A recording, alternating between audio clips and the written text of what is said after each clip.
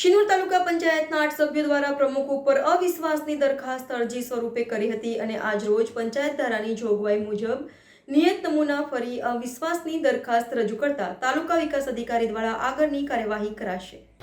તારીખ 18 સપ્ટેમ્બર 2024 શિનોર તાલુકા પંચાયતના 8 સદસ્યો દ્વારા અરજી સ્વરૂપે તાલુકા વિકાસ અધિકારીને પ્રમુખ સામે અવિશ્વાસની દરખાસ્ત રજૂ કરી હતી।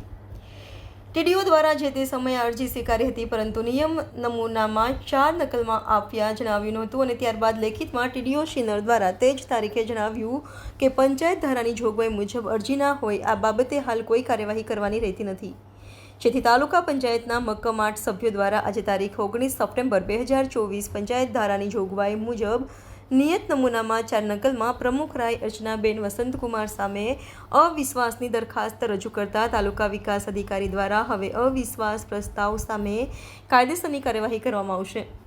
અવિશ્વાસ પ્રસ્તાવમાં સભ્યો દ્વારા જણાવવામાં આવેલ છે કે પ્રમુખ મનસ્વી નિર્ણય લઈ સત્તાનો દુરુપયોગ કરે છે અને અમુક સભ્યોના ગામે ગ્રાન્ટો ફાળવે છે, જ્યારે બીજા સભ્યોને અન્યાય કરે છે।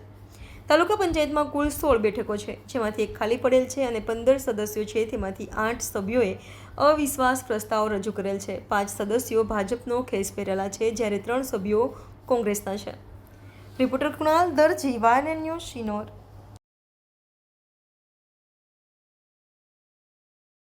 હું તાલુકા વિકાસ અધિકારી શિનોર, જિલ્લો વડોદરા। મને તાલુકા પંચાયત પ્રમુખ શ્રી અર્ચનાબેન સામે અવિશ્વાસની દરખાસ્ત નિયત નમૂનામાં મળેલ છે।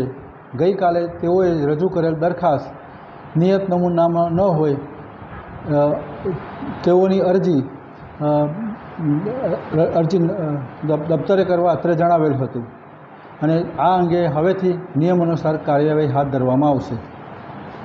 Subscribe now and press the bell icon. Never miss an update.